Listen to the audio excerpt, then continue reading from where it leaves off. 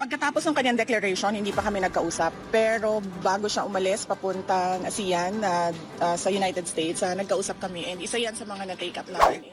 Iwan na lang namin yan sa mga tao na i-analyze. I do not want to speculate sa mga motives ng House of Representatives. Kita ninyo, yung mga ginagawa namin ay gawa lang, trabaho lang sa Office of the Vice President, sa Department of Education. And kung meron mang atake or meron mang issue na lumalabas, we address it on a case-to-case basis.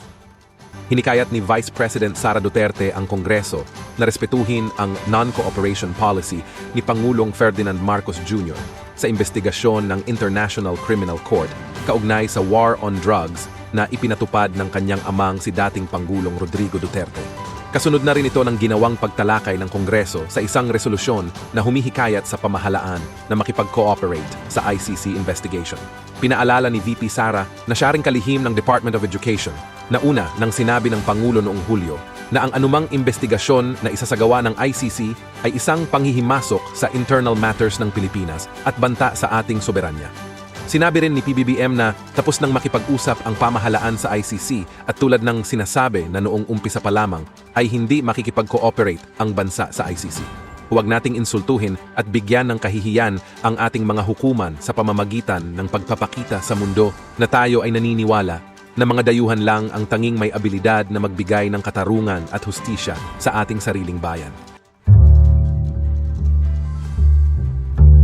Dahanan nga ni Vice President Sara Duterte ang taong bayan na sa gitna ng nangyayari ngayon sa politika ay magmasid. Dagdag pa ng pangalawang Pangulo na hindi pa panahon ngayon ng pamumulitika dahil malayo pa ang 2025 at 2028 elections. Mula nang magbago ang posisyon ni Pangulong Bongbong Marcos ukol sa panghihimasok ng International Criminal Court, hindi pa sila nagkakausap ni Vice President Sara Duterte. Pagkatapos ng kanyang declaration, hindi pa kami nagkausap. Pero bago siya umalis papuntang ASEAN sa United States, nagkausap kami. And isa yan sa mga na-take up namin. Kamakailan ay sinabi ni Pangulong Marcos na pag-aaralan ng pamahalaan ang muling pag-anib ng Pilipinas sa ICC, bagay na nire-respeto naman ni Vice President Duterte. Pero pinanindigan ng pangalawang Pangulo ang kanya namang posisyon laban sa panghihimasok ng ICC sa bansa. Sa gitna ng mga nangyayari sa politika, nakikita ba ni Vice President Duterte na ang inihaing resolusyon sa Kamara na sumusuporta sa ICC ay isang hakbang upang patahimikin ang pamilya Duterte? Iwan na lang namin yan sa mga tao na i-analyze. I do not want to speculate sa mga motives ng House of Representatives. May paalala naman si Vice President Duterte sa taong bayan sa gitna ng mga iba't ibang issue sa politika. Well, magmasid. Yung mga mahilig sa politika, magmasid sila. And hindi pa talaga kasi ngayon ang panahon ng pamumulitika dahil napakalayo pa ng 2025. And syempre, mas malayo pa ang 2028.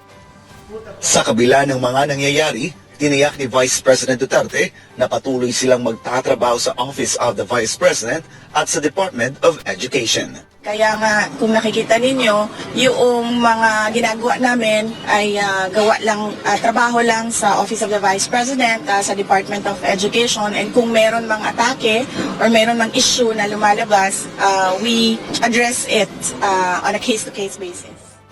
Questionable para kay Senador Ronald Bato de la Rosa ang timing sa paghahain ng resolusyon sa Kamara na humihikayat sa pamahalaan na makipag-ugnayan sa International Criminal Court o ICC para imbestigahan ang kampanya kontra ilegal na droga ng Duterte administration. Sa panayam ng SMNI News kay Senador Bato, bakit anya sa tagal ng panahon ay ngayon lang ito naisip na gawin? Why did it take 1.5 years for this Congress to decide that dapat nga palang papasokin ng ICC? Kahit na hindi na tayo membro ng ICC, dapat talagang papasokin. Why did it take that so long para mag-decide? Sila tinaining pa nila. May gusot between the Dutertes and the Speaker of the House. Tatanong lang taong bayan about the timing. Gate pa ng Senador, tila ginagamit ng mga mambabatas sa Kamara ang ICC upang takutin ang dating Pangulong Rodrigo Duterte sa pag-iingay nito. Para malumalabas na they are trying to weaponize, they are weaponizing ICC to silence the Dutertes. Parang gano'n ang lumalabas. Dahil lumalabas takot na, sige, maingay ka dyan. At pasukin namin yung ICC, which they believe na ay matatakot nila si Pangulong Duterte. Magugunitan na hinamon ni dating Pangulong Rodrigo Duterte ang Kamara na buksan nila ang kanilang libro upang makita ng publiko kung saan ginamit ng mga mambabatas ang pera ng taong bayan. Ang hamon ng dating Pangulo ay kasunod ng hakbang ng Kamara na alisin ang hiling na confidential fund ng anak nitong si Vice President at Education Secretary Sara Duterte. Sinabi naman ni Senator Bato na tila option 2 ang ICC laban sa mag-amang Duterte matapos bigong makakuha ng suporta ang planong impeachment laban kay VP Sara. Samantala, tahasan namang sinabi ng senador na kung mapapayagan ng ICC na makapasok at mag-imbestiga sa bansa, malaking sampal ito sa kataas-taasang hukuman. Ang Supreme Court ay parang right-handed ang Supreme Court, no? Hindi siya sinampal ng kanang kamay, kundi sinampal ng kaliwang kamay. Which is a very insulting on the part of the Supreme Court. Para pag sinasabi ng Kamara na kayong Supreme Court, wala kayong ginagawa, wala kayong mga inutil kayo, kaya papasukin na lang namin yung ICC para mabigyan kuno ng hustisya yung mga 20,000 na namatay.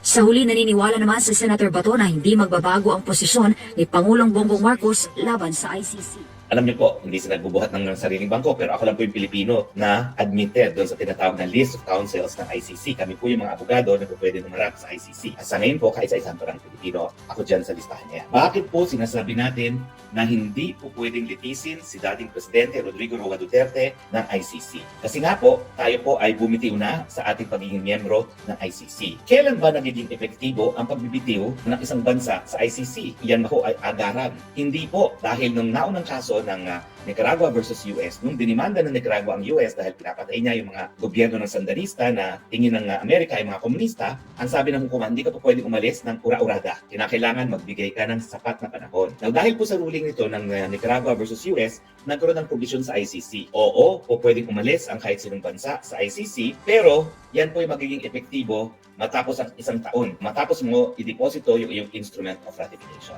Sisimplihan lang natin ang mga dates. Tayo po ay nag-deposit ng instrument of ratification na tayo bumibitiw na sa ICC 2018. Naging epektibo po yan ng 2019. Ngayon, meron din provision sa ICC Rome Statute na yung pag-alis ng isang miyembro, hindi maapektuhan yung mga bagay-bagay na nasa ilalim na ng cognizance ng hukuman. Ito yung mga bagay-bagay na meron ng jurisdiction ng hukuman. Dahil pag meron ka ng jurisdiction, hindi mo na matatanggal yung jurisdiction na yan, maski ikay umalis pa sa hukuman. Noong 2018 kasi, na dahilan na tayo umalis, nagkaroon ng preliminary examination ang prosecutor. Pero iba po ito sa preliminary investigation.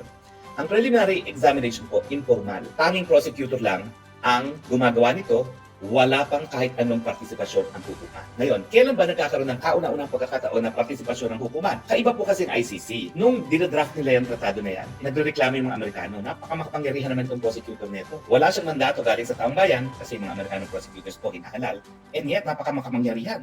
O pwedeng magpakulong ng isang nakaupong presidente. So para maingganyo ang Amerika na sumali sa ICC, pero hindi pa rin siya naingganyo, lahat ng gawain ng prosecutor, kinakailangan aproban ng korte mismo. At yung sangay ng hukuman na mag-aaproban sa lahat ng gagawin ng prosecutor, ang tawag doon, pre-trial chamber. Ang tanong, number 1, may karapatan ng mga bansa umalis ng ICC. Pangalawa, ito epektibo, hindi ura-urada, kung hindi matapos ang isang taon ng pag-deposit ng instrument of withdrawal. Pangatlo, maski ikaw'y bumitiw, yung mga bagay-bagay na meron ng cognizance ang hukuman ay magpapatuloy. Kailan magkakaroon ng cognizance o kailan nagkaroon ng jurisdiction ng hukuman? Ito ba sa preliminary examination na wala pang partisipasyon ng hukuman? O ito ba yung sa pagsimula ng preliminary investigation?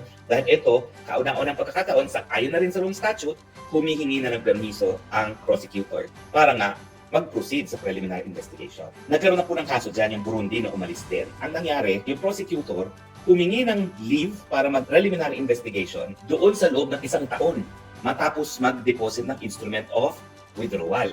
So ang sabi ng hukuman, meron ng jurisdiction ang hukuman kasi yung request for preliminary investigation sa loob ng isang taon pagka-deposito ng instrument of ratification. Ganito bang nangyari sa Pilipinas? Hindi po.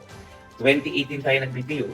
2019 naging epektibo. 2021, 2 years later, tsaka humingi ng permiso ang prosecutor para mag-proceed sa preliminary investigation. 2022, binigyan ng permiso. So ibig sabihin na 2019, 2020, 2021, 2022, 3 taon na ang nakakalipas matapos na naging epektibo ang pagbibitiw natin sa ICC. Hindi na po pwedeng magkaroon ng jurisdiction ang ICC pagdating sa drug war. Kasi nga po, naging epektibo na yung ating pagbibitiw sa hukuman bago nagkaroon ng cognizance ang hukuman sa pamamagitan ng pagbigay ng authorization na magtuloy ang preliminary investigation. Ang tanong ngayon, maraming naniniwala, ako na rin, na itong deklarasyon na babalik sa ICC ay isang patama sa mga Duterte. Meron bang dapat ikatakot ang mga Duterte kapag bumalik ang hukuman? Sagot, wala.